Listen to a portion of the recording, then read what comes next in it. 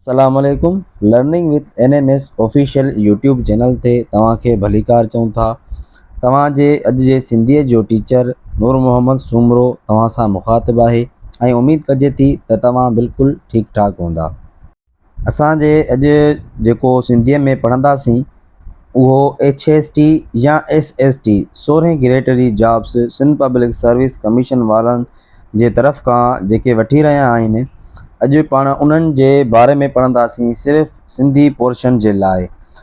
जिन Sindhi portion select कयो आहे उन्हनि जे लाइ असांजो हीउ वीडियो या हीअ लेसन उन्हनि जे लाइ तमामु बहितरीनु काराइतो साबित थींदो।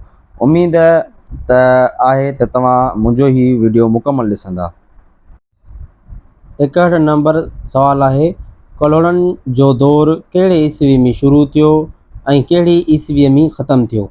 जवाबु 1701 ईस्वी में शुरू थियो, 1783 ईस्वी में ख़तमु थियो। 62 नंबर सवाल आहे, कहिड़ो कलोड़ो हाकुम शहर गोई जो शौक़ु रखंदो हो? जवाबु मियां सरफराज़। 63 नंबर सवाल आहे, सामी असू ऐं दिलपत जो कलाम छा जे रंग में आहे? जवाबु वहदानियत। 64 नंबर सवाल आहे, मियां सरफराज़ कलोड़े काई ईस्वी खां काई ईस्वीअ ताईं हुकूमत कई? जवाबु 1772 ईस्वी खां 1775 ईस्वी ताईं। 65 नंबर सवाल आहे, कलोड़नि जो दौरु छा लाइ मुमताज़ आहे? जवाबु मसनवी।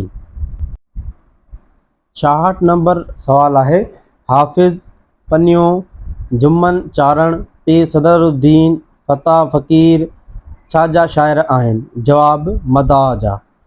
67 नंबर सवाल आहे, फ़ाज़ल ऐं अब्दुल्ला निज़ामाणी लैला मजनू जे दास्तान खे बख़ूबी निभायो, सो कंहिं ते ॿधल आहे? जवाबु मसनवीन।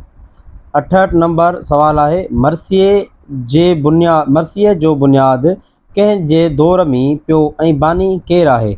जवाबु टालपुरनि जे दौर में पियो, सैयद साबित अली शाह बुनियादु रखियो। 69 नंबर सवाल आहे, टालपुरनि जे दौर जो वॾे में वॾो शाइर कहिड़ो आहे? जवाबु सचल सरमस्त। 70 नंबर सवाल आहे, कंहिं जूं काफ़ियूं ऐं ग़ज़ल इनफ़रादी हैसियत रखनि था? जवाबु सचल साईं। उमेद कजे थी त तव्हांखे मुंहिंजो हीउ वीडियो बिल्कुलु पसंदि आयो हूंदो।